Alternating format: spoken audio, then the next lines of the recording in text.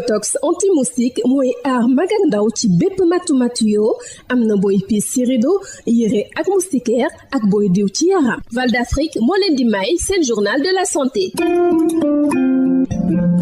daleen ak jàmm limub ñi amee feebar yi ñu soofantal ñu koy duppee maladie tropicale négligée bëree ca diwaanu Xombol ak daanaka ci réew mi tax ba ministère de la santé nara amal campagne boo xamante ni dañ ciy séddale garabu MTN yile te xale yi nga xamante ni ñoo amee juróomi at campagne distribution garab yi di xeex MTN yi dinañ ko amal ci juróom-ñeenti fan ba jàpp fukki fan ak ñett ci weeru janvier atum 2025 Xavier John di superviseur des soins de santé primaire ca district sanitaire bu Xombol. ministère de la santé am na campagne bi nga xamante ni ñoo ngi koy waajal ci weer yi di ñëw à partir du 9 janvier au 13 janvier sur l'ensemble du territoire national à travers notre district est concerné district sanitaire de Xombol avec ses 5 communes et l'ensemble des postes de santé du district. Donc avec supervision district bi nga xamante ni tey ñoom ñooy porte activité boobu avec la direction régionale de la santé de Thiès ñoo koy porte donc activité boobu dina am ci suñu zone de responsabilité yëpp et que dina nekk li nga xamante ni ay doom yi ñuy joxe la ñu jëm ci xale yi la donc dinañ dugg ci daara yi dugg ci école yi xale yi nga xamante ni am nañu 5 ans jëm kaw ñoom lañ koy jox donc activité bi noonu la war a demee bés bu ñu ci gënee jege am nañu ay activités yi nga xam dañ ko réparé surtout par rapport à la sensibilisation surtout donc ñoo ngi oo population yëpp ñu gën a déglu gën a jege seen poste santé gën a jege ci seen fajkat yi pour ñu mën a am information bi nga xamante ni mooy bu wéer bi nga xamante ni te permettre xale yooyu mën a bénéficier wu par rapport à ces médicaments pour suba xale yooyu mën a nekk ci jàmm mën doxal seen activité bañ a am benn gàllankoor ci wàllu feebar yooyu ñuy wax explication bu njëkk mooy acteur communautaire mooy ñi nga xamante ni ñoo nekk ci terrain bi ñoom ci boppam dañu leen tàggat boobu ñu leen tàggat tax na ñoom ñu am ràññatle bi nga xamante tey mën nañoo xam ban feebar la ak feebar muy manifesté wu donc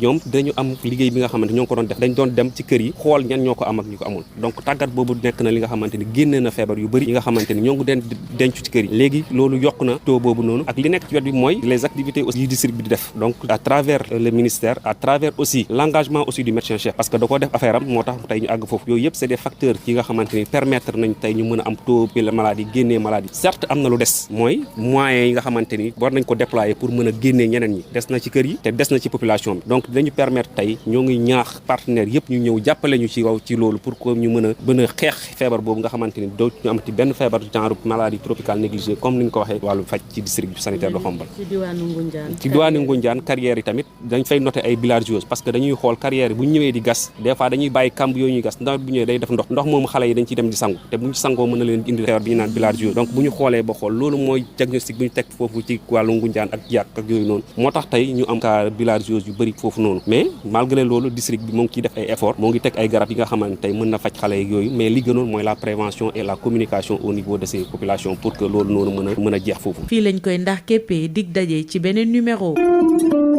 Yotox anti-moustique mooy aar mag ak ndaw ci bépp matu-matu yoo am na booy piis ci rido yére ak moustiquaire ak booy diw ci yaram. Val d'Afrique moo leen doon may seen journal de la santé. Yotox anti-moustique pour le corps, les vêtements, les rideaux et draps vous protège contre les moustiques chez l'adulte et l'enfant. Val d'Afrique vous offre votre journal de la santé.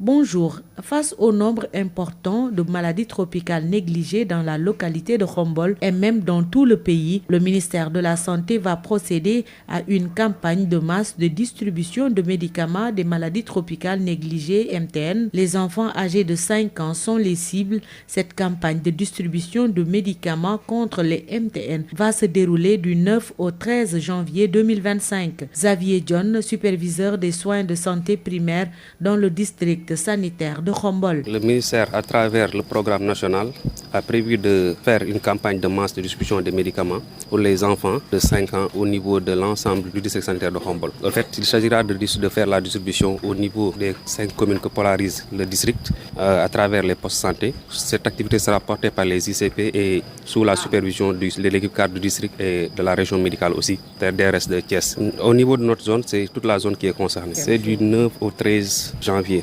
2025. Donc sera une activité que l'ensemble, on vous appelle vous en tant que partenaire de nous appuyer par rapport à ces activités parce que c'est des activités qu'on va faire et que vous voyez actuellement la situation qui prévaut au niveau de notre district. On a recensé récemment beaucoup de cas de maladies tropicales négligées. Donc on fait appel à l'ensemble des partenaires qui peuvent nous appuyer par rapport à ces activités.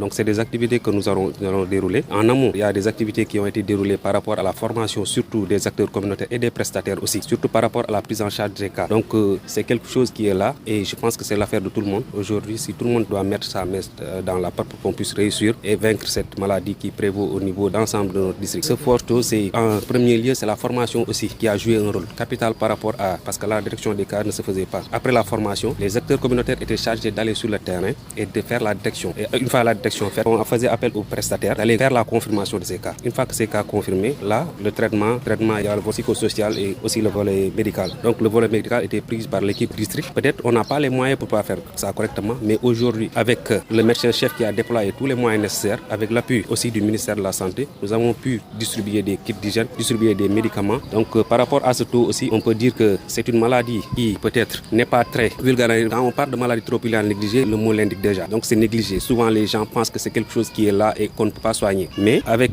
peut-être les activités qu'on est en train de dérouler au niveau du district, nous sommes appelés à aller vers ces patients pour pouvoir les détecter et les ramener au niveau du kit. L'autre chose, c'est aujourd'hui avec les carrières au niveau de la zone de Ngoundiane, les Degdiak, on a décelé beaucoup de cas de bilharziose récemment. C'est du fait qu'après l'exploitation de ces mines, avec les eaux stagnantes, les enfants ont tendance à aller se baigner. Et là, ça fait appel à la bilharziose qui est une maladie qui est fréquente là-bas. Merci de nous avoir suivis. Rendez-vous est pris pour un nouveau numéro.